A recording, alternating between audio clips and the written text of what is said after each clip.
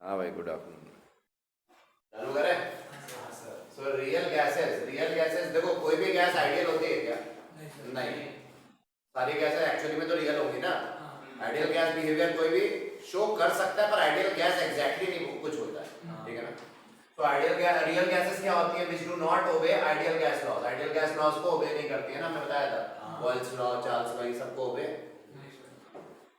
And real gases deviate from ideal gas behavior because of mainly two assumption. Kinetic and theory में जो हमने दो assumption किए थे, क्या कि volume of gas is very much less than volume of container, ये एक problem है kinetic theory में, ये drawback है kinetic theory का। क्या भाई आइडियल, ये किसके लिए था? ये आइडियल गैस क्या होता है? उसने बोला था कि जो उसका वॉल्यूम होता है बहुत कम होता है as compare to volume of container, बताया था। लेकिन असली में रियल गैसेस क्या होती है? They have some significant volume, उनके वॉल्यूम को हम इग्नोर नहीं कर सकते, और ये काइनेटिक थ्योरी कह रही थी इग्नोर करो, तो ये एक फैलेसी हो गई ना, प्रॉब्लम हो गई काइनेटिक थ्योरी में। तो रियल गैस जो डिविएट क्यों कर रही है आइडियल गैस बिहेवियर से? क्योंकि आइडियल गैस के बारे में ये माना गया था, बट असली में ये बात नहीं है। दूसरी बात, क्यों रियल गैस डिविएट कर रही है आइडियल गैस बिहेवियर से? क्योंकि आइडियल गैस के लिए बोला गया था कोई भी इंटरैक्टिव फोर्स नहीं होती between gas particles, but actually में अट्रैक्टिव फोर्स होती है रियल गैसेस में। एक गैस मॉलिक्यूल का दूसरा गैस मॉलिक्यूल क्या होता है? पुल कर रहा होता है, ठीक है ना। सो अट्रैक्शन होता है बिटवीन गैस मॉलिक्यूल एक्चुअली में, लेकिन ये काइनेटिक थ्योरी क्या बोलती है कि अट्रैक्शन नहीं होता, इंटरैक्शन ही नहीं होता, वो तो बोलती है ना, एक मॉलिक्यूल दूसरे पे कोई असर नहीं डालता। तो ये दो पॉइंट्स हैं जो गलत साबित किए गए बाद में वैन डर वाल द्वारा। किसके द्वारा? वैन डर वाल साइंटिस्ट था, उसने ये बात है गलत साबित की। और इस डिविएशन को दिखाने के लिए एक फैक्टर होता है कंप्रेसिबिलिटी फैक्टर। ये क्या बताता है कि आइडियल गैस बिहेवियर से रियल गैस कितना डिविएट कर गई है। कंप्रेसिबिलिटी फैक्टर क्या बताता है कि आइडियल गैस बिहेवियर से रियल गैस कितना डिविएट कर गई है। कंप्रेसिबिलिटी फैक्टर का फार्मूला क्या होता है? PV/nRT। भाई आइडियल गैस के लिए आप क्या बोलते थे? आइडियल गैस के लिए आप Z को 1 मान लो अगर, तो आपको क्या मिलता था? PV=nRT आइडियल गैस के लिए ना। तो आइडियल गैस के लिए हमेशा Z 1 माना जाता था। अगर हम हाँ, तो Z रेफरेंस है, रेफरेंस को अगर हमने 1 मान लिया तो उसके रिस्पेक्ट में रियल गैस की अगर हम बात करें तो Z 1 नहीं होगा ना। या तो Z क्या होगा, मतलब यहाँ पे Z 1 नहीं होगा, मतलब क्या हुआ? PV=ZnRT हो गया ना। और Z 1 नहीं होगा यानी कि 1 से कम होगा या 1 से ज्यादा होगा। तो आइडियल गैस क्या होती है? इनमें कोई इंटरेक्शन नहीं माना गया था, बट रियल गैस में कुछ तो हो रहा है ना, इंटरेक्शन। और यही डिविएशन को कौन डिनोट करने आया? Z। और Z का एक और फॉर्मूला है। Z का फॉर्मूला है रियल गैस का जो मोलर वॉल्यूम है अपॉन आइडियल गैस का मोलर वॉल्यूम एसटीपी पे। एसटीपी पे कितना होता है? 22.4 लीटर ना।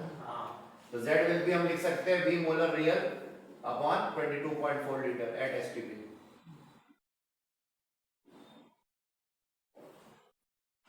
ठीक है। अब सुनो, Z<1 मतलब क्या हुआ? Z<1 मतलब हो गया कि Vm रियल जो है ना, रियल गैस का जो वॉल्यूम है वो Z<1 मतलब numerator is less than denominator, मतलब 22.4 लीटर से कम होगा। और यहाँ पे Vm रियल क्या हो गया? ग्रेटर देन 22.4 लीटर से ज्यादा होगा। मतलब ये तो खैर जेई में पूछा गया था, इन्होंने ये आईटी में पूछा गया था ये चीज, ठीक है। तो ये इंपॉर्टेंट हो जाता है कि क्या होता है जब Z<1 है। अच्छा, Z<1 मतलब PV also less than nRT, और यहाँ PV greater than nRT है ना।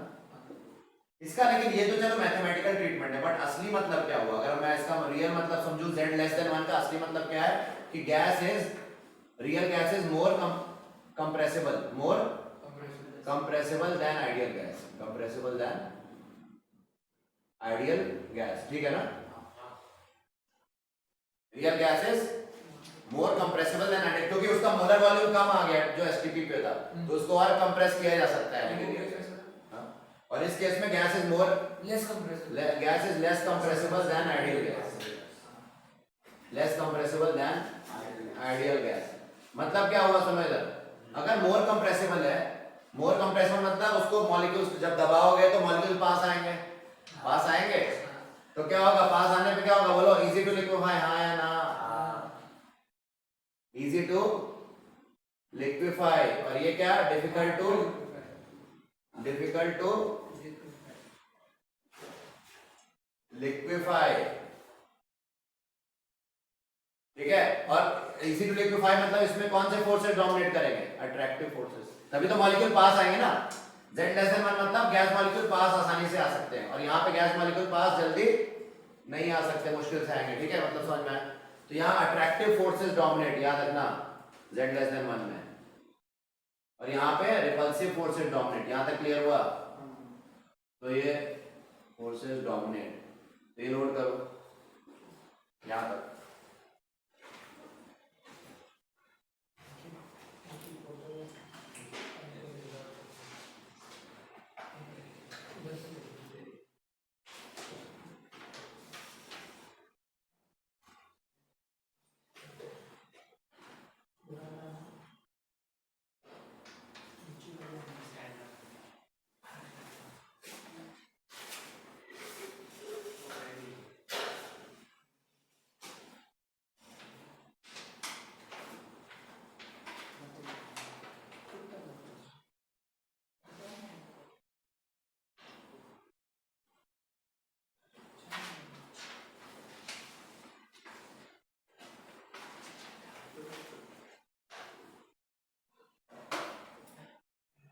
क्या हो गया है?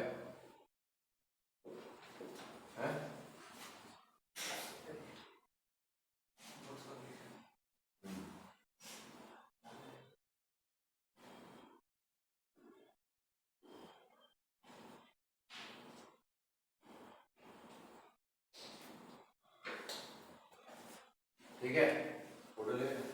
अब देखो आगे ले लेना अभी। ये देखो आइडियल गैस के हिसाब से क्या होना चाहिए, काइनेटिक थ्योरी के हिसाब से आइडियल गैस क्या होगी, जिसका वॉल्यूम क्या होगा, बोलो? Negligible, volume negligible as compared to volume of container. But van Waal ने ये करेक्शन किया, उसने बोला नहीं, ये काइनेटिक थ्योरी गलत कह रही है। एक्चुअली में वॉल्यूम जो है उसको कंसीडर करना पड़ेगा, मॉलिक्यूलर वॉल्यूम को कंसीडर करना पड़ेगा गैस के। और इस थ्योरी ने क्या बोला था, अट्रैक्टिव कोई इंटरेक्शन नहीं है, बट इसने बोला नहीं, मॉलिक्यूलर अट्रैक्शन है।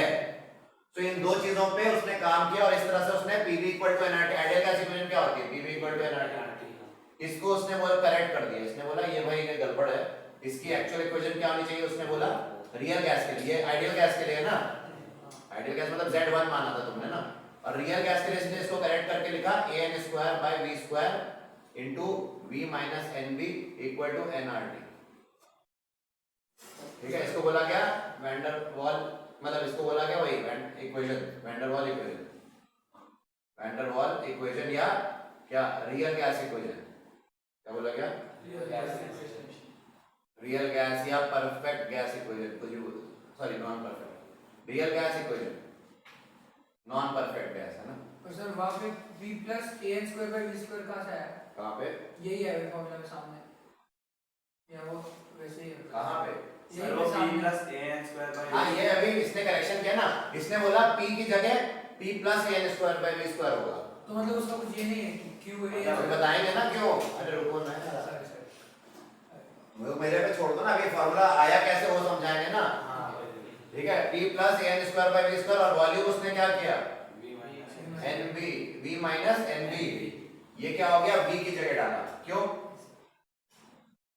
ये क्या आइडियल प्रेशर है, ये रियल गैस का प्रेशर, और उसमें एक्स्ट्रा प्रेशर जोड़ दिया, क्यों, क्योंकि मॉलिक्यूल में अट्रैक्शन भी होता है ना, तो अट्रैक्शन के कारण जो है वो भी टर्म जुड़ा, और वॉल्यूम जो था आइडियल उससे क्या घटा दिया, nv, मतलब रियल जो है ये क्या है, v रियल क्या हो जाएगा, v आइडियल प्लस nv, मतलब वॉल्यूम ज्यादा होना चाहिए ना, v रियल क्या हो जाएगा, v आइडियल प्लस nv, मतलब वॉल्यूम ज्यादा होना चाहिए था, क्योंकि नेग्लेक्ट नहीं कर सकते तो। और ये क्या कर रहा है, अगर इससे देखो तो प्रेशर कम लग रहा होगा वॉल पे, क्यों, p रियल क्या हो जाएगा, p माइनस an² / v², ये क्या है, ये p अलग है, ये p आइडियल है, और ये v आइडियल है ना, p आइडियल v आइडियल मान ले, तो ये p रियल है और ये v रियल है ना, एक्चुअल, v रियल मतलब एक्चुअल, रियल मतलब क्या होता है, एक्चुअल है, ठीक है, ये याद रखना, जब भी रियल लिखेंगे इट मींस एक्चुअली जो हो रहा है। फिर अभी समझाते हैं ये कैसे आया, वो फार्मूला कैसे आया वो समझते हैं। पहले ये फार्मूला दिया उसने, ये समझ में आया क्या, ये नहीं समझ में आया ना भाई, इसको बोला क्या of state for real gas, इसको एक और नाम से बोला गया क्या, equation of state for real gas, for real gas. अब यहाँ पे तुम दो कांस्टेंट्स देख रहे हो, एक कांस्टेंट n क्या है, मोल्स, मैं समझा दे रहा हूँ फॉर्मूला देखो, p real plus an square by b square into b real minus nb equal to nRT। b और a तुम्हें नए टर्म्स दिख रहे हैं, n तो मोल्स होते हैं, a और b क्या है, van der Waal coefficients, a और b are called van der Waal coefficients या कांस्टेंट्स, वैन डर वाल कांस्टेंट्स या कोफिशिएंट्स, ठीक है। तो इसको समझते हैं, पहले यहाँ तक नोट करो, फिर अब डिटेल में चलते हैं इसके। जब आपने ये आएंगे न्यूमेरिकल्स, वो ये फॉर्मूला पे भी आएंगे आएंगे, तो मेंशन करते हैं कि वैन डर वाल्स से इससे करो। हाँ नहीं, रियल गैस होगी तो ऑब्वियसली बोलेंगे अज्यूमिंग रियल गैस बिहेवियर, तो समझ जाना, ले लिया था ना इसका। ये हो गया अपना क्या, वैन डर वाल को अब हम डिटेल में चलते हैं, करते हैं, समझते हैं। तो ए को और बी को क्या बोला गया, वैन डर वाल कांस्टेंट, तो ए को बोला गया स्पेसिफिकली कोएफिशिएंट ऑफ अट्रैक्शन, ये क्या है, कोएफिशिएंट ऑफ अट्रैक्शन। हाँ। बी को बोला गया को वॉल्यूम या एक्सक्लूडेड वॉल्यूम, एक्सक्लूडेड वॉल्यूम या इफेक्टिव वॉल्यूम, ठीक है, ठीक है। तो ये नोट करो,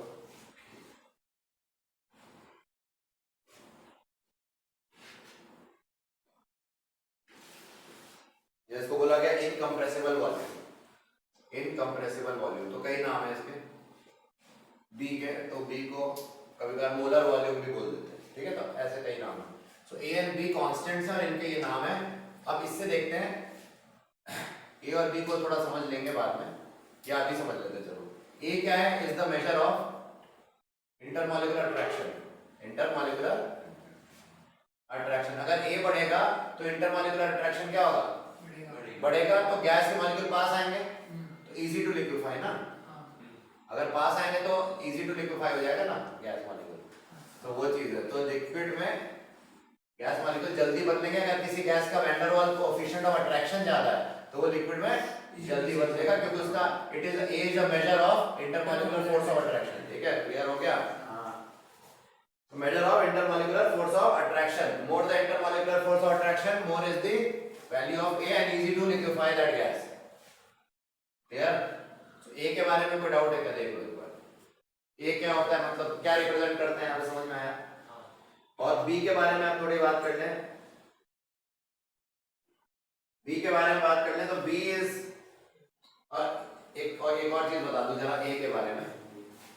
देखो A किस पे डिपेंड करता है बताओ, इंटरमॉलिक्यूलर अट्रैक्शन पे करता है, हाँ या ना, और ये साइज ऑफ इलेक्ट्रॉन क्लाउड पे भी डिपेंड करता है, किस पे, साइज ऑफ इलेक्ट्रॉन क्लाउड। अगर इलेक्ट्रॉन क्लाउड मॉलिक्यूल बड़ा है तो उसका इलेक्ट्रॉन क्लाउड भी ज्यादा होगा, आया ना। सो साइज ऑफ इलेक्ट्रॉन क्लाउड पे भी कौन डिपेंड करेगा, कोएफिशिएंट ऑफ अट्रैक्शन ए। यहां तक कोई डाउट देख लो। इलेक्ट्रॉन क्लाउड क्या, इलेक्ट्रॉन क्लाउड होता है ना भाई, किसी भी मॉलिक्यूल के आगे, जैसे ये C2H2 है, मान लो C2H2 है ना, तो C2H2 में क्या होता है, यहाँ पे सिलेंड्रिकल ऐसे इलेक्ट्रॉन क्लाउड होता है, एक्चुअली ऐसा इलेक्ट्रॉन क्लाउड होता है, सिलेंड्रिकल इलेक्ट्रॉन क्लाउड होता है, ऐसे यहाँ पे इलेक्ट्रॉन डेंसिटी भरी होती है, अरे p ऑर्बिटल ओवरलैप कर रहे होते हैं ना पाई बॉन्ड बनाने के लिए, तो ऐसे इलेक्ट्रॉन क्लाउड होता है मॉलिक्यूल के अराउंड, तो उसके साइज पर डिपेंड करता है, क्लियर हो गया। तो greater the size greater is the polarisability, इससे क्या होगा, साइज जितना ज्यादा होगा उतना क्या होगा, पोलराइजेबिलिटी क्या होगी, पोलराइजेबिलिटी क्या होगी, बढ़ेगी, ठीक है। साइज ज्यादा होने से polarisability of negative electron cloud ज्यादा होने से पोलराइजेबिलिटी बढ़ेगी, और लंडन डिस्पर्जन फोर्सेस भी बढ़ेंगे, क्या बढ़ेंगे, लंडन डिस्पर्जन फोर्सेस क्या होते हैं, वीक फोर्सेस होते हैं, इनकी भी स्ट्रेंथ क्या होने लगेगी, बढ़ने लगेगी, और उसके कारण जब ये फोर्स बढ़ेगा तो अट्रैक्शन क्या होगा, बढ़ेगा, और इसलिए अट्रैक्शन बढ़ता है, तो ए को कोएफिशिएंट ऑफ अट्रैक्शन कहते हैं, समझ में आ गया, कोएफिशिएंट ऑफ अट्रैक्शन क्या, क्लियर हो गया, नो डाउट, नो डाउट। ए क्या रिप्रेजेंट कर रहा है, समझ में आ गया, ये सारी बातें आपको गिव रीजन में भी आ सकती हैं, तो ए का असली मतलब आपको बता दिया। और यूनिट ऑफ ए की बात करें, क्या लगता है क्या होगी यूनिट ऑफ ए, सोचो इक्वेशन के हिसाब से, भाई इस इक्वेशन में पी की यूनिट क्या होती है, न्यूटन पर मीटर स्क्वायर, सो ए की यूनिट कैसे बनाओगे तुम, अरे v को इधर भेजोगे n स्क्वायर को नीचे भेजोगे ना, तो न्यूटन मीटर पावर 4 पर मोल, देखो क्या होगी, Newton metre power 4 per mole square, newton metre power 4 per mole square is the SI unit of A. Clear हो गया। इसी तरह तुम लीटर में बदल सकते हो, मीटर क्यूब में बदल सकते हो, किसी में बदल सकते हो, है ना, अलग अलग यूनिट। लीटर स्क्वायर में बदल सकते हो, कैसे,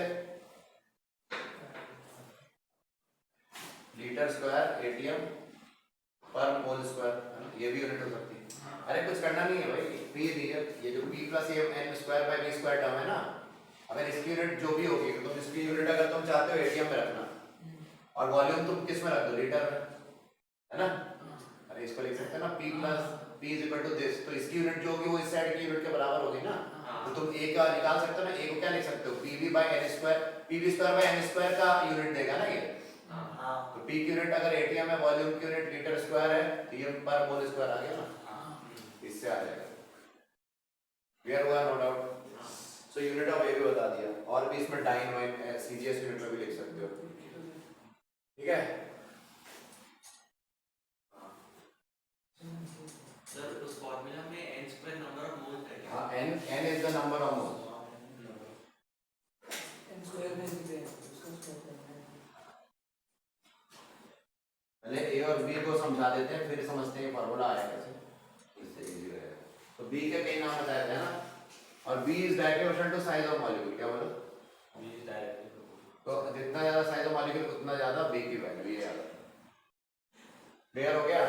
हां तो बस इतना तुम्हें आना चाहिए, और इससे क्वेश्चन आते हैं तो तुम्हें बोलेंगे ऑर्डर ऑफ ए निकालो, है ना, याद रखना ये ऑर्डर ऑफ ए जो मैं बता रहा हूँ, इंक्रीजिंग ऑर्डर ऑफ ए या डिक्रीजिंग ऑर्डर, तो SO2 greater than Cl2 C2H6 ammonia, ये रेड ऑर्डर बहुत इंपॉर्टेंट है।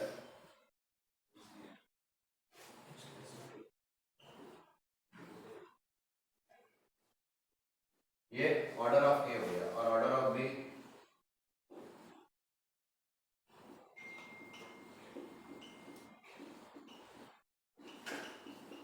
अब ये वेरीफाई कर लेना, क्योंकि यहाँ पे कुछ ऑथर्स जो है He को यहाँ लिखते हैं, H2 को यहाँ लिखते हैं कुछ ऑथर्स। ये करेक्ट। हाँ, हमने ये वाला फॉलो किया है, तो तुम इसको एक बार वेरीफाई कर लो, लेकिन यही होना चाहिए, ठीक है। वो ऑथर पे ऑर्डर अलग, फॉरेन ऑथर्स कुछ कह रहे हैं, इंडियन ऑथर कुछ कह रहे हैं, ठीक है। और एक कोई ट्रेंड स्टार्ट करता है तो उसी को सब छापते रहते हैं, इसलिए होता है, ठीक है। तो ए किस पे डिपेंड कर रहा है बताओ, a depends on nature of gas, basically हम बोल सकते हैं a depends on nature of gas, and B also, A depends on intermolecular attraction, size of electron cloud and nature of gas, और B किस पे डिपेंड कर रहा है, size of gas, ठीक है। तो देख सकते हो जितना बड़ा साइज होगा उतना ज्यादा ये H2 काफी छोटा होता है ना, A का नहीं, सॉरी B के बारे में बात करो, है ना। तुम देखो साइज किसका ज्यादा है, C2H6 बहुत बड़ा होगा मान लो, तो इसका इलेक्ट्रॉन क्लाउड भाई साइज ज्यादा, तो B क्या होगा, ज्यादा। क्लियर हुआ। अच्छा याद रखना, for a particular gas,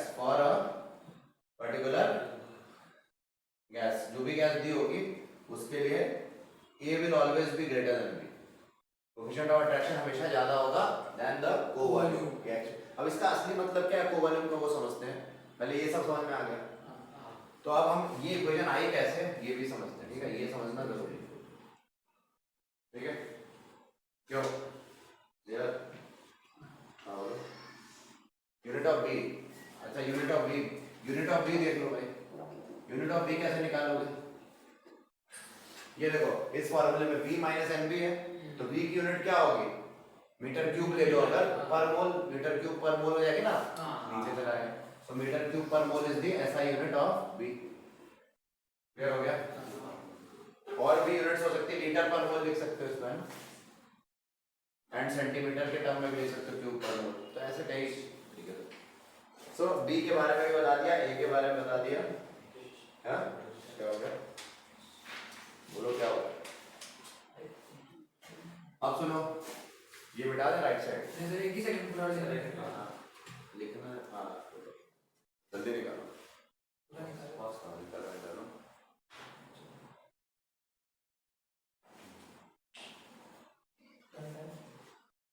हो गया, अरे हुआ कि नहीं,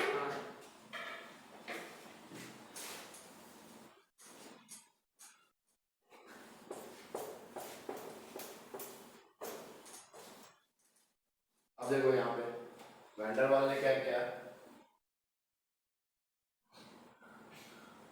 क्या बता रहे थे, हाँ अभी हमने बताया था n मोल्स के लिए p plus A N square by V square है ना, into B minus N B equal to N R T, ये हमारी रियल गैस इक्वेशन है।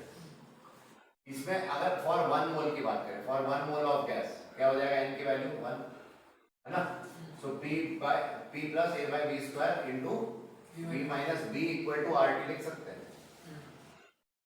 है ना, ठीक।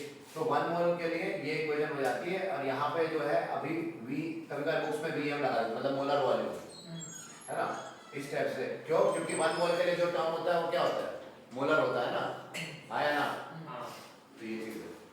तो ऐसे भी ये इक्वेशन हम यूज करेंगे कई बार आगे जाके 1 मोल के लिए, ठीक है ना, मोलर वॉल्यूम यूज करेंगे, मोलर प्रेशर यूज करेंगे, ठीक है।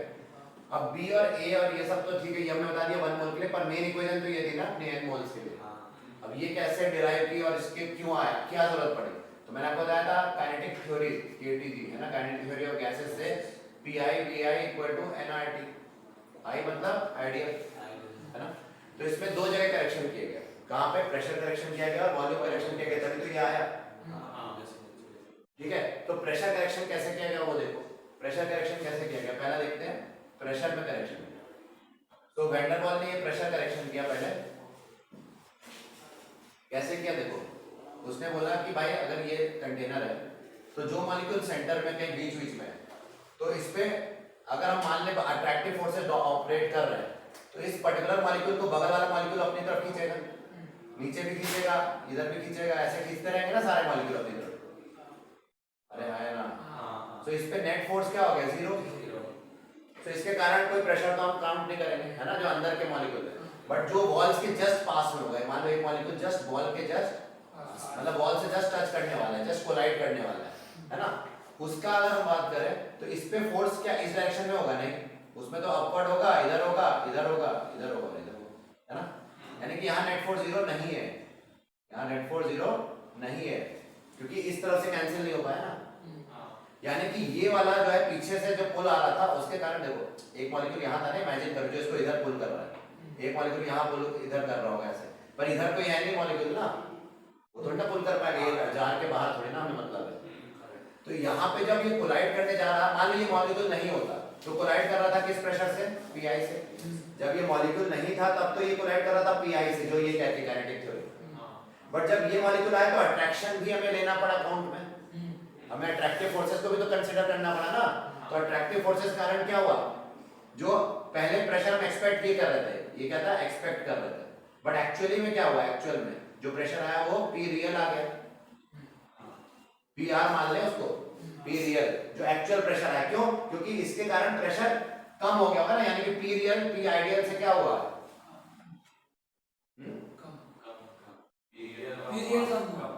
क्योंकि एक्चुअली में तो फोर्स प्रेशर कम लग रहा है ना पर यूनिट एरिया, क्योंकि ये पुल कर रहा था, पीछे वाले उसको पुल कर रहे हैं, तो इस पे जो एक्चुअल प्रेशर है वो थोड़ा कम हो गया, तो जब एक्चुअल प्रेशर कम हुआ तो कितने से कम हुआ, वही चीज है। सो PR जो आया रियल वो आया P इनिशियल में से कुछ P डैश मान ले उसको, जितना कम हो गया कुछ P डैश प्रेशर क्या हो गया, कम आया ना, तो ये जो रिड्यूस्ड है, ये जो प्रेशर है P डैश, इसी को हम लोग AN square by B square बोलते हैं, इसी को क्या बोलते हैं, ठीक है। तो बताओ इससे अगर हम यहाँ सब्स्टिट्यूट करें तो PI क्या आ जाएगा, PR प्लस, अगर मैं PI यहाँ PR से PR will be PI plus PI minus AN square by B square, तो PI क्या आ जाएगा, PR plus AN square by B square, देखो आ गया ना वो टर्म, यानी कि जहाँ PI था वहां सब्स्टिट्यूट कर दिया PR प्लस ये PR ही तो है ये, अरे ठीक है, ये रियल का ही तो है ना ये डेटा, क्लियर हो गया, कोई डाउट, तो इस तरह से वॉल्यूम प्रेशर में करेक्शन किया गया। अच्छा तुम सोच रहे हो कि भाई ये कैसे आया, है ना, ये भी तो आया ना, हाँ, so force per unit area मतलब प्रेशर जो होता है ना, यानी कि फोर्स पर यूनिट एरिया, ये पाया गया proportional to the number of moles, या ऐसे बोलो फोर्स जो पाया गया है is found to be inversely proportional to volume, है ना, और प्रेशर भी जो मॉलिक्यूल्स खींच रहे हैं वो भी किसके कारण पाया गया, inversely proportional to volume, basically v square, basically हम अगर कंबाइन करें दोनों को तो हम क्या बोलेंगे v स्क्वायर। और n मोल्स के लिए है तो उसी तरह से n बाई v था तो n square by v square बोल दिया। अरे f बाई a जो है f का फोर्स पर यूनिट एरिया, सुनो ना भाई, जितने ज्यादा मॉलिक्यूल्स लड़ने जाएंगे उतना ज्यादा प्रेशर होगा कि नहीं? सो n नंबर ऑफ मोल्स ज्यादा स्ट्राइक करेंगे तो ज्यादा फोर्स होगा, ज्यादा प्रेशर होगा ना फोर्स पर यूनिट एरिया, समझ रहे हो? और कम वॉल्यूम पे स्ट्राइक करेंगे तो और ज्यादा ताकत से करेंगे भाई, इतने बड़े पे फोर्स लगाए प्रेशर लगाएंगे तो उतना इफेक्टिव नहीं है जितना इतने पे, है ना? तो जितने कम वॉल्यूम पे लगाएंगे उतना ज्यादा प्रेशर, अरे प्रेशर इनवर्सली टू वॉल्यूम होता ही है एट कांस्टेंट नंबर, समझ में आया? So f by a ratio n square by v square क्या है, तो f बाय a को बोल दिया p डैश मान लो अभी, है ना? ये है ना, is proportional to n square by v square. जब प्रोपोर्शनैलिटी हटाई है हमने तो इसी के कारण यहाँ पे a डाल दिया है, प्रोपोर्शनैलिटी कांस्टेंट, समझ रहे हो? इससे हम ऐसे बोल सकते हैं जो प्रेशर है वो प्रोपोर्शनल टू डेंसिटी का स्क्वायर भी है। अगर 1 मोल की बात करें तो डेंसिटी, क्योंकि n की वैल्यू अगर 1 डाल दोगे, वॉल्यूम और डेंसिटी उल्टा होते हैं कि नहीं एक दूसरे के? वॉल्यूम क्या होता है, डेंसिटी का उल्टा होता है, तो वॉल्यूम स्क्वायर है यहाँ पे तो directly proportional to density square हो जाएगा ऑफ द गैस, है ना? क्लियर? तो जितना डेंस गैस होगा ऑब्वियसली उतना प्रेशर लगा रहा होगा, यही तो बात कह रहा है ये, तो कोई बड़ी बात नहीं है। तो ये जो टर्म आया है इस तरह से आया, तो इसमें इसको और थोड़ा अच्छे से बताएं अगर, तो यहाँ जो आ रहा है, ये जो बन रहा है क्या बोलते हैं प्रेशर, यहाँ पे वो किसके कारण आ रहा है बताओ? Force of attraction between molecule is due to concentration of neighbouring. अरे फोर्स पर यूनिट एरिया किसके डायरेक्टली प्रोपोर्शनल है? एक बार हुआ कंसंट्रेशन, कंसंट्रेशन क्या होता है? Moles per unit volume. Concentration क्या होता है? मोल्स पर वॉल्यूम ना। जो नेबरिंग, जितना ज्यादा नेबरिंग एटम्स होंगे उतना ये फोर्स पर यूनिट एरिया लगेगा ना, उसी के प्रोपोर्शन में। अरे प्रेशर उतना ही तो रिड्यूस करवाएगा ना भाई। अगर तुम आगे लड़ने जा रहे हो दीवार, इस बोर्ड से तुम लड़ने जा रहे हो और पीछे से मैं खींच रहा हूँ, अभी पीछे से और भी लोग खींचेंगे तो तुम उतनी ताकत से नहीं लड़ पाओगे ना, तो तुम्हारा प्रेशर कम हो जाएगा ना। और क्यों? ए बढ़ गया, अट्रैक्शन बढ़ गया ना, तो ए बढ़ेगा तो उतना कम प्रेशर लगाओगे, मतलब प्रेशर ज्यादा हो गया, मतलब खींचने वाला प्रेशर ज्यादा हो गया, तो इस डायरेक्शन में। क्लियर हुआ? तो जो कोलिजन का प्रेशर होगा वो तो कम हो गया ना। अरे पी डैश ज्यादा होगा तो ये पीआर कम होगा ना, पी डैश ज्यादा तो पीआर कम, ये तो कह रहे हैं। मतलब हमने पुल ज्यादा कर लिया तो एक्चुअल प्रेशर कम लगेगा ना वॉल्स ऑफ कंटेनर पे। क्लियर हुआ? वही कह रहे हैं, ठीक है? तो यहाँ पे फोर्स पर area concentration of neighbouring atoms के, नेबरिंग मॉलिक्यूल्स के बीच के प्रोपोर्शनल हो गया, ठीक है? ये समझ में आया।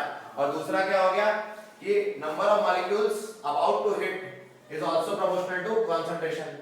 अरे दोनों, एक तो हो गया जो हिट कर रहा है और जो अबाउट टू हिट है वो भी उसके प्रोपोर्शनल है, तो दोनों को मिला दिया, लगभग यही बात हुई, n square by v square, ठीक है? क्लियर हो गया? दो बार हुआ ना ये, तो दो बार ये डायरेक्टली प्रोपोर्शनल हुआ n बाय v, इसलिए हमने n square by v square लिखा है, ठीक है? क्लियर हो गया? तो ये सिंपल, मतलब तुम्हें इतना डिटेल में मत जाओ, तो बस इतना समझो ये बात समझ में आई क्या? ये क्यों हुआ? क्योंकि अट्रैक्शन के कारण, ठीक है ना, कम हो गया। तो आइडियल गैस का प्रेशर कितना आया एक्चुअली में? रियल प्लस समथिंग, समझ में आ रही बात? तो ये क्योंकि अट्रैक्शन को अब हम इग्नोर नहीं कर रहे हैं, पहले हम इग्नोर कर रहे थे ना आइडियल में, अब इग्नोर नहीं कर पा रहे, ए को लाना पड़ रहा है, अट्रैक्शन का कोएफिशिएंट को लाना पड़ रहा है ना। सो वो ये टर्म वहां से आया। क्लियर हो गया? Pressure correction. अब हम वॉल्यूम करेक्शन देख लेते हैं। वॉल्यूम करेक्शन देख लो भाई, वॉल्यूम में करेक्शन कैसे किया गया होगा?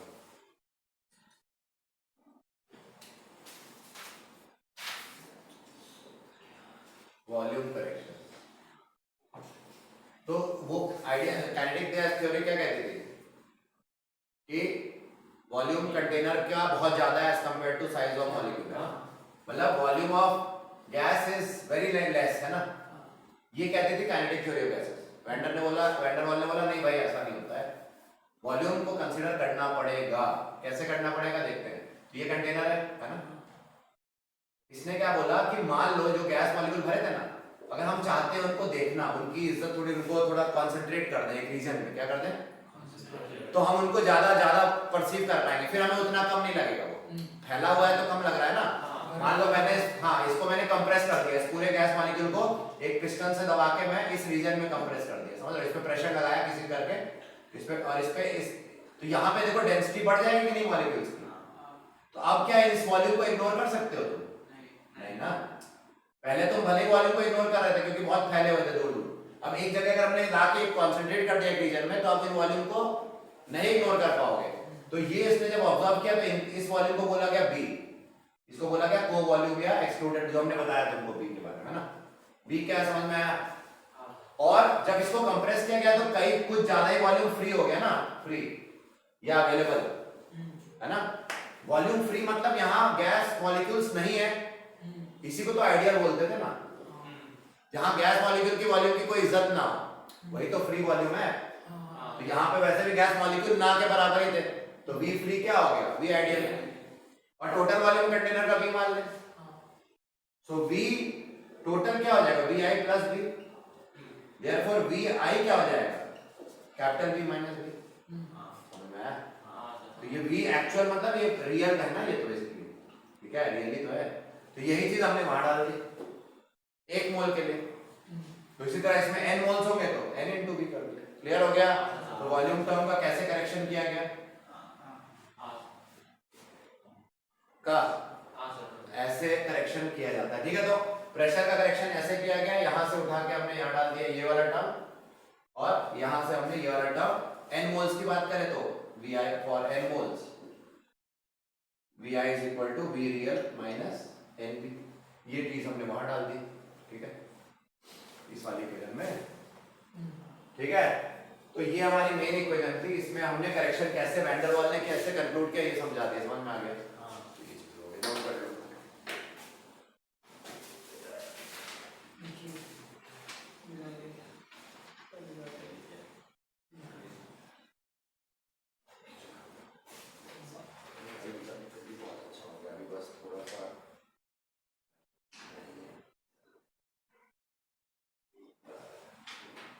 ये तो हो गया, अच्छा हो गया। ये वाला तो कराने की जरूरत नहीं, ये बचा है, ये बचा, ये बचा है, चलो जल्दी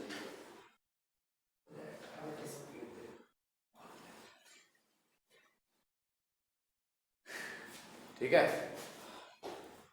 22 ठीक है, एक घंटा भी हो जाएगा, ठीक है, करें आगे।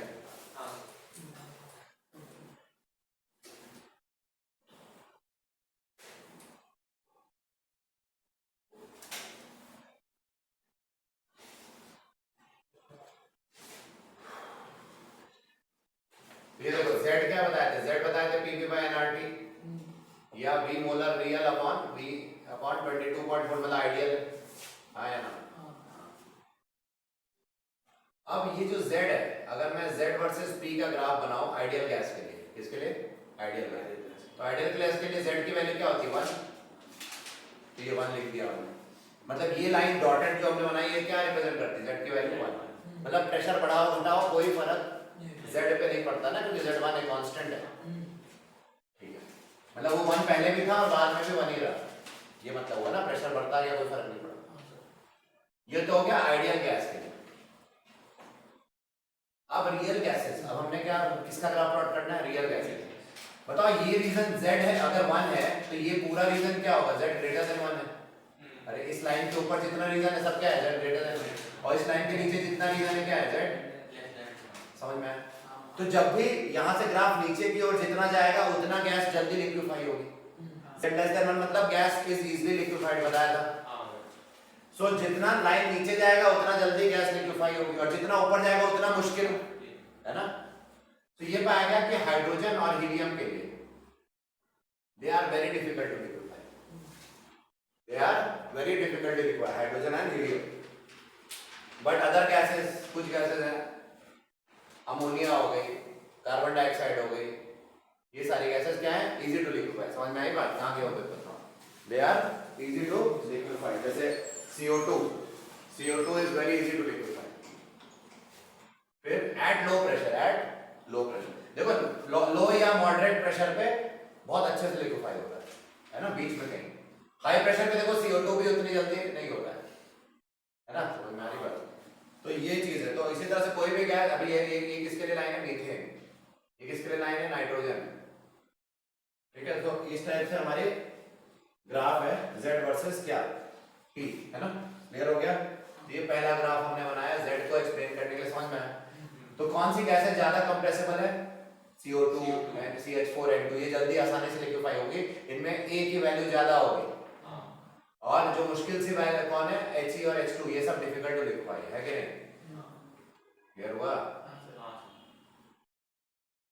तो ये आ गया। और दूसरा अगर मैं ग्राफ प्लॉट करूं Z वर्सेस प्रेशर का, फिर से मैंने ये रेफरेंस लाइन Z की 1 मान ली है, ये आइडियल गैस की लाइन है ना, और बाकी जो बनाया है यहाँ पे ये सब रियल गैसेस के लिए है ना। अब रियल गैस कौन से, ये जो लाइंस है बाकी सब, ये सब किसके लिए? रियल गैस के लिए। अब सुनो, जैसे अगर ध्यान देना, बहुत इंपॉर्टेंट चीज बता रहा हूं।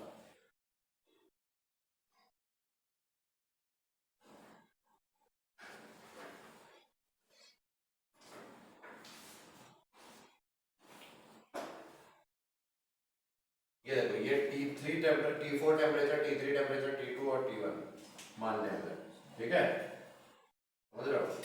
तो बताओ इस रीजन में क्या था? Z ग्रेटर देन 1 था, और इस रीजन में क्या था? Z less than 1।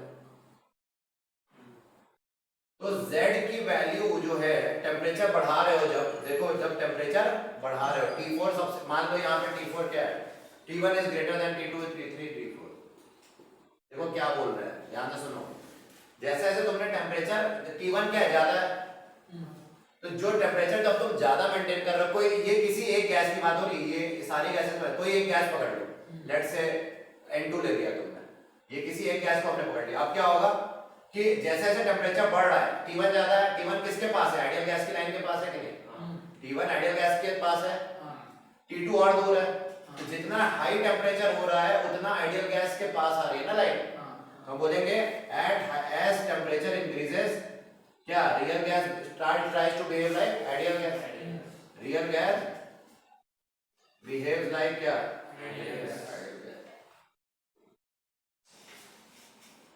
क्लियर हो गया? हाई टेम्परेचर पे क्या हो रहा है? ये ग्राफ देखो, लाइन नीचे आ रही है ना, टेम्परेचर बढ़ गया, T1 ज्यादा है, तो जितना ज्यादा T1 उतनी पास ये लाइन जेट के आइडियल गैस के पास उतना ना। तो यही बोल रहे हैं कि हाई टेम्परेचर पे क्या होता है? Real gas can behave like ideal gas. Clear है? होना भी चाहिए ना भाई। एक रूम में अगर मैं टेम्परेचर बढ़ा दूं तो क्या होगा? कांस्टेंट प्रेशर पे, टेम्परेचर ज्यादा तो कोलिजन, अरे स्पेस बहुत है मान लो, तो पास पास नहीं घूम, अट्रैक्टिव फोर्सेस काउंटर हो जाएंगे ना टेम्परेचर के, वो चीज है, ठीक है। सो वो चीज हो जाएगी। तो as temperature increases real gas behaves like ideal gas. कोई दिक्कत परेशानी तो उधर।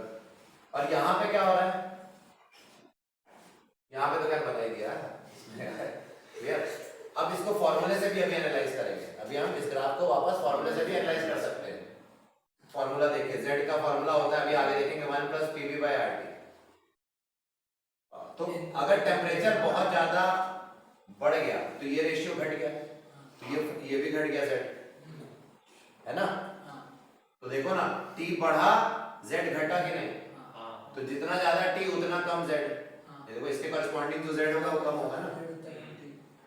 अभी हम आगे देखेंगे फॉर्मूला डिराइव करके कि Z ग्रेटर देन 1 मतलब 1 + something will be greater than 1 ना। और अभी हम Z लेस देन 1 मतलब Z = 1 - A/V/RT आगे देखेंगे डिराइव करके। तो टेम्परेचर बढ़ाओगे तो ये फ्रैक्शन कम, अरे टेम्परेचर ज्यादा तो ये फ्रैक्शन कम, और ये फ्रैक्शन कम तो डिफरेंस ज्यादा, तो Z भी ज्यादा। तो टेम्परेचर क्या हुआ? ज्यादा करने पे Z कहाँ ज्यादा हो रहा है? इस रीजन में। इस रीजन में देखो ना, Z ज्यादा है अगर टेम्परेचर ज्यादा है, बट इस रीजन में उल्टा हो गया, टेम्परेचर बढ़ाने पे Z कम हो गया।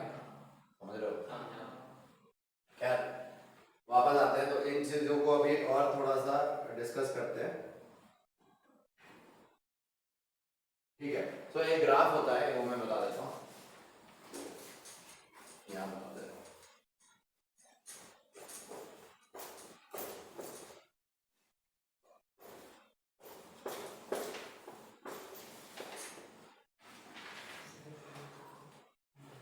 हम क्या बोलेंगे? एट लो प्रेशर, क्या बोलेंगे? Eight low pressure and moderately high temperature, eight low pressure and moderately high temperature क्या हो रहा है?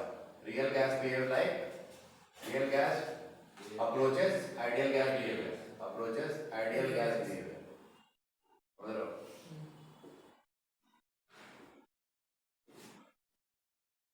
ये देखो प्रेशर, यहाँ पे अगर हम Z वर्सेस या P वर्सेस V का ग्राफ देखें, देखो आइडियल गैस की लाइन ये है, क्या है ये आइडियल गैस की लाइन, ये आइडियल की लाइन है। तो रियल गैस की जो लाइन है वो देखो, रियल गैस पहले डिफरेंस ज्यादा था, जैसे जैसे आ रहा है पास तो ये इधर आ रहा है, ये रियल गैस की लाइन होगी। मतलब क्या हुआ, देखो जैसे जैसे वॉल्यूम बढ़ रहा है क्या हो रहा है, इधर देखो वॉल्यूम बढ़ रहा है ना, और प्रेशर क्या हो रहा है कम, वॉल्यूम बढ़ता है तो प्रेशर कम होता है। तो वॉल्यूम बढ़ रहा है तो वॉल्यूम बढ़ने में प्रेशर कम हो रहा है, तो देखो जैसे जैसे प्रेशर बहुत ज्यादा कम हो गया, रियल गैस आइडियल गैस की लाइन के साथ ओवरलैप करने लगी ऑलमोस्ट, है ना। So it is tending towards ideal gas, है ना। कुछ बुक्स में ऐसे बना देंगे, ये आइडियल है तो real will just tend to it, है ना, टेंड कर रही है, समझ में आ रही बात। तो real gas will behave like ideal gas eight low pressure, यहाँ पे प्रेशर देखो बहुत कम है, इसके कॉरस्पॉन्डिंग है ना, लो प्रेशर पे real gas behaves like ideal gas. ये आइसोथर्म है, ये क्या है आइसोथर्म, मतलब कांस्टेंट टेंपरेचर पे मेजर किया गया। और अभी यहाँ पे हमने देखा क्या है, यहाँ पे हमने टेंपरेचर बढ़ाया तो Z की वैल्यू कम हो गई, बहुत ज्यादा टेंपरेचर पे Z की वैल्यू कम हो जाती, ठीक है, क्लियर हुआ। तो भाई ये सारी बातें हैं। अब देखो आगे बढ़ते हैं, केस बाय केस Z को डिस्कस करते हैं। नोट करना है, ले लो फोटो, ले लो देख लो, फिर हम अभी डिस्कस करने आ रहे हैं।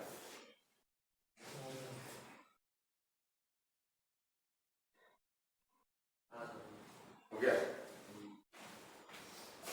अब यहां से देखो,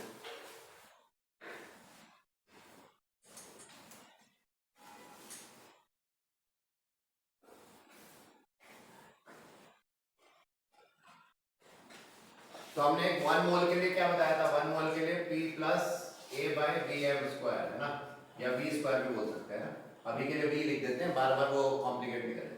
V minus B equal to RT आया ना, ये 1 मोल के लिए बताया था।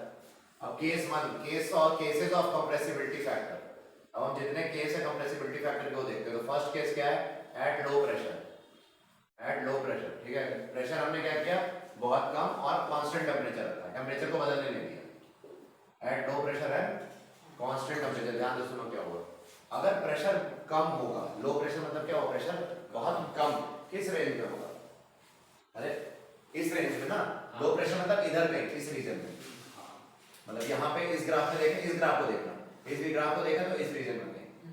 तो लो प्रेशर पे क्या होगा, लो प्रेशर पे वॉल्यूम बहुत हाई होगा क्योंकि pressure inversely proportional to volume, और वॉल्यूम बहुत ज्यादा होगा तो V माइनस बी में जो B टर्म है उसको इग्नोर कर सकते हो क्योंकि V बहुत ज्यादा हो गया, तो B को क्या कर दोगे इग्नोर, है ना, हम बोलेंगे B ऑलमोस्ट टेंड्स टू 0, तो बहुत लो प्रेशर होगा तो B टर्म को हम क्या कर लेंगे गायब, क्या कर लेंगे गायब। तो इस पे हम जब फॉर्मूला लगाएंगे तो P plus A by B square into B लिखेंगे इक्वल टू RT, समझ में आ रही बात। सो इसको सॉल्व कर लो तो PV plus A by B equal to RT आया ना। अब दोनों तरफ डिवाइड कर दो, दोनों तरफ डिवाइड कर दो किससे, RT से।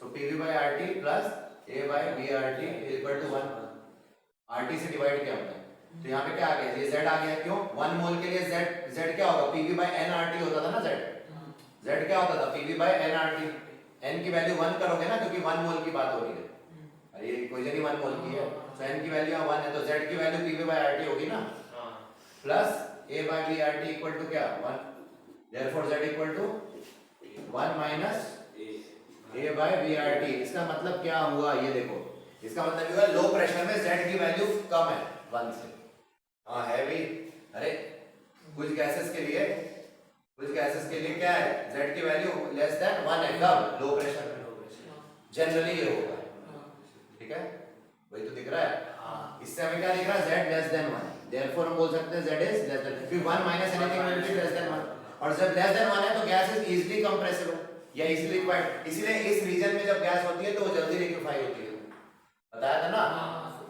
सो therefore gas is easily compressible और liquefied as compared to ideal gas, as compared to ideal gas. Clear हो गया केस 1, हाँ या ना,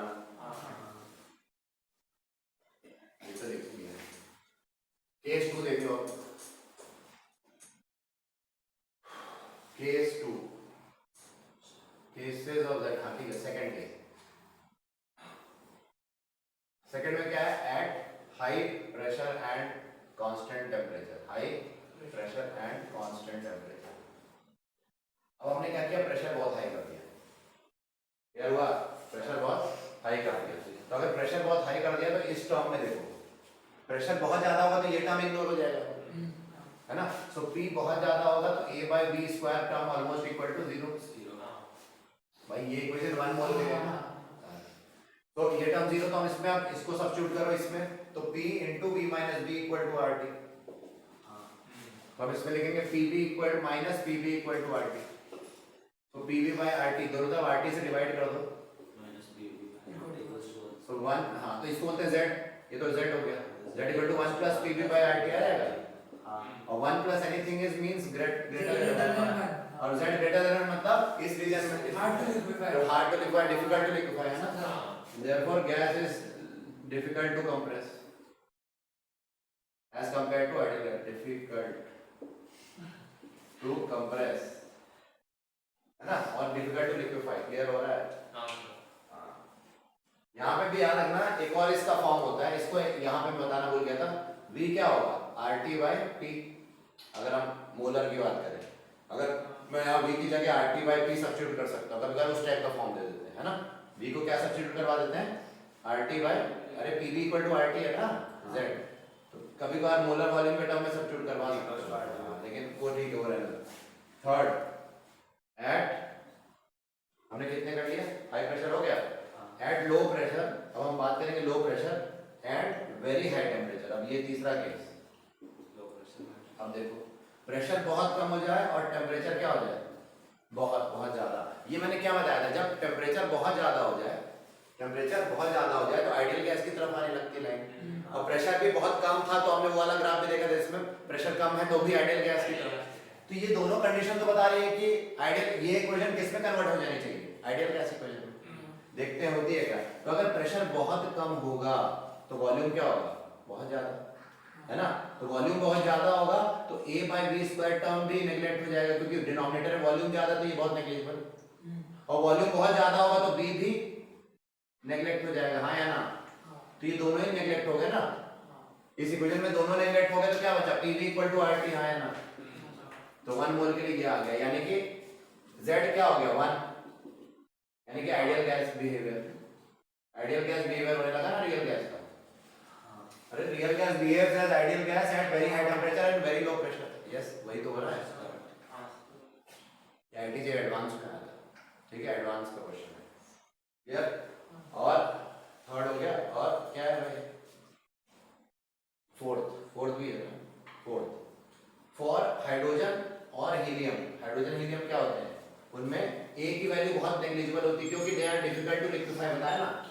हाइड्रोजन हीलियम में बहुत डिफिकल्ट होता है ना लिक्विफाई करना, क्यों, क्योंकि उनमें अट्रैक्शन का कोफिशिएंट क्या होता है, बहुत कम होता है, अट्रैक्ट नहीं होते उनके मॉलिक्यूल जल्दी। तो A की वैल्यू नेग्लिजिबल होगी, A की वैल्यू नेग्लिजिबल तो कौन सा कैसा होगा, A की वैल्यू नेग्लिजिबल मतलब इस टाइप का केस हो जाएगा, है ना। अरे हाँ यार, so P into V minus, A की वैल्यू ऑलमोस्ट नेग्लिजिबल मतलब A by B square term 0, तो P V minus B equal to RT। तो इसको जब सॉल्व किया था, सेम चीज सॉल्व करोगे क्या मिला था, ये हम लिख सकते हैं Z equal to 1 plus PV by RT, यानी कि Z क्या हो गया, ग्रेटर देन 1 होना भी चाहिए, इसीलिए तो इनकी लाइन इधर आई इस रीजन में, इसीलिए तो इनकी लाइन इस रीजन में आई। क्लियर हो गया, Z ग्रेटर देन 1 के रीजन में क्यों आई, क्योंकि वो डिफिकल्ट टू लिक्विफाई है। Hydrogen helium are very difficult to liquefy, याद रखना। क्लियर हो गया, यहाँ तक नोट करो, फिर आगे बढ़ो।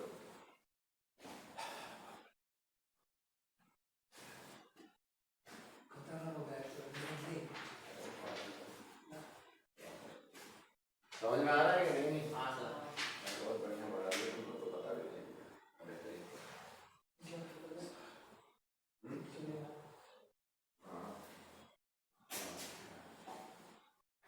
49 50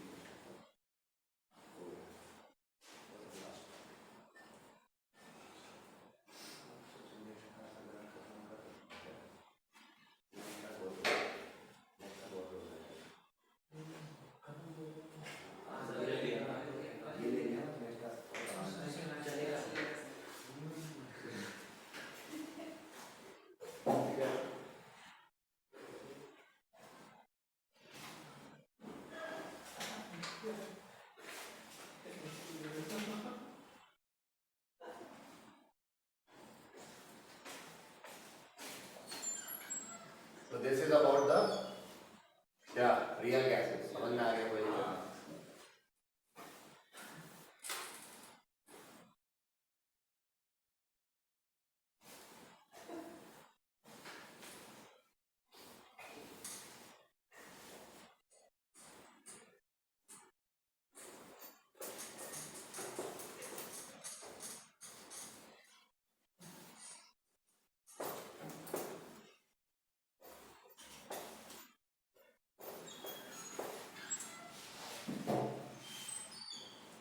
ठीक है, तो